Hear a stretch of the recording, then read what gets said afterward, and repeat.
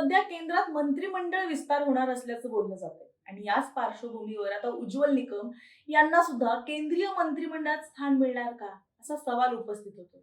याचं कारण काय? कारण भाजपचे राज्यसभा खासदार असलेल्या उज्ज्वल निकम यांनी नुकतीच केंद्रीय गृहमंत्री अमित शहा यांची भेट घेतली.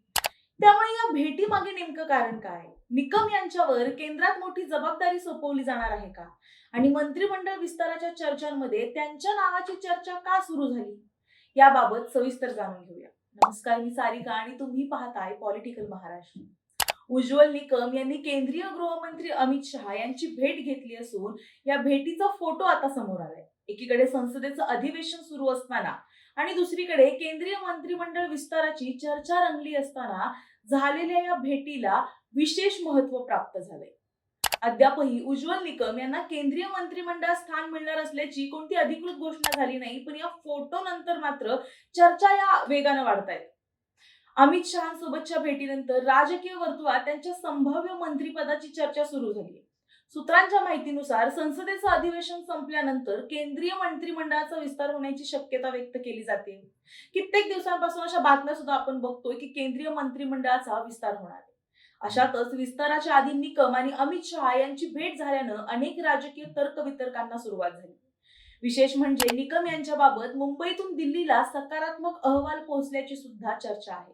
त्यामुळे त्यांचं प्रमोशन करून केंद्रात एखाद्या महत्त्वाच्या खात्याची जबाबदारी सोपवली जाण्याची शक्यता व्यक्त केली जाते. उज्ज्वल निकम यांची ओळख केवळ भाजपचे राज्यसभा खासदार इतकीच नाहीये, तर देशातल्या प्रसिद्ध अशा विशेष सरकारी वकील म्हणूनही त्यांची ओळख आहे. हत्या, दहशतवाद आणि अनेक गाजलेल्या फौजदारी खटल्यांमध्ये त्यांनी सरकारची बाजू मांडली. 2025 मध्ये राष्ट्रपतींकडून त्यांची राज्यसभेवर नामनिर्देश सदस्य म्हणून नियुक्ती करण्यात आली. तर त्यांच्या कायदेशीर कारकिर्दीतील योगदानाची दखल घेत त्यांना 2016 मध्ये पद्मश्री पुरस्कारानं सन्मानित सुद्धा करण्यात आले. उज्ज्वल निकम यांच्या कारकिर्दीतल्या सर्वात गाजलेल्या प्रकरणांपैकी एक म्हणजे 1993चं मुंबई बॉम्बस्फोट प्रकरण. या खटल्यात त्यांची सरकारी वकील म्हणून नियुक्ती करण्यात आली होती. या प्रकरणात त्यांनी सरकारची बाजू मांडली आणि या खटल्यामुळे त्यांना राष्ट्रीय पातळीवर मोठी ओळख मिळाली. त्यानंतर 26/11 मुंबई दहशतवादी हल्ला हा त्यांच्या कारकिर्दीतले आणखी एक अत्यंत महत्त्वाचा खटला ठरला. मुंबईवर झालेल्या त्या दहशतवादी हल्ल्यात जिवंत पकडला गेलेल्या दहशतवादी अजमल कसाब याच्या विरोधातल्या खटल्यात निकम विशेष सरकारी वकील होते. त्यांनी सरकारची बाजू मांडली आणि न्यायालयानं कसाबला फाशीची शिक्षा सुनावली.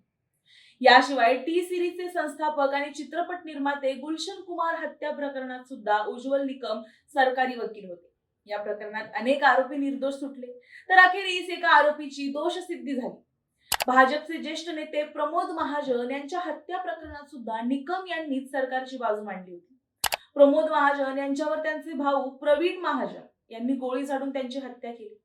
या गाजलेल्या प्रकरणात सुद्धा निकम यांनी सरकारी पक्षाची बाजू मांडली, तर महाराष्ट्राला हादरवून सोडणाऱ्या कोपर्डी बलात्कार आणि हत्या प्रकरणात सुद्धा उज्ज्वल निकम विशेष सरकारी वकील होते. या प्रकरणात आरोपींना कठोर शिक्षा मिळावी यासाठी त्यांनी सरकारची बाजू मांडली. त्यामुळे आता अमित शहा आणि उज्ज्वल निकम यांच्या भेटीला मंत्रिमंडळ विस्ताराच्या चर्चेच्या पार्श्वभूमीवर विशेष असं महत्त्व प्राप्त झालंय. निकम यांना खरंच केंद्रीय मंत्रिमंडळात स्थान मिळणार का? त्यांच्यावर कोणत्या महत्त्वाच्या खात्याची जबाबदारी सोपवली जाणार का? की अमित शहांसोबतची ही भेट इतर कोणत्या कारणासाठी होती? याचं उत्तर हे अधिकृत निर्णयानंतर स्पष्ट होईल आणि काही दिवसात आपल्याला कळेलच. मात्र सध्या तरी मंत्रिमंडळ विस्ताराच्या चर्चेत उज्ज्वल निकम यांच्या नावाची एंट्री झाल्यानं दिल्लीपासून महाराष्ट्रापर्यंत राजकीय वर्तुळात चर्चांना चांगलंच उधाण आलंय. तुम्हाला याबद्दल काय वाटतं? उज्ज्वल निकम यांच्यासारखे ज्येष्ठ आणि अनुभवी वकील त्यांना केंद्रीय मंत्रिमंडळात स्थान मिळालं हवं का? तुमचं मत आम्हाला कमेंटमध्ये नक्की सांगा आणि अशाच व्हिडिओसाठी पाहत रहा पॉलिटिकल महाराष्ट्र.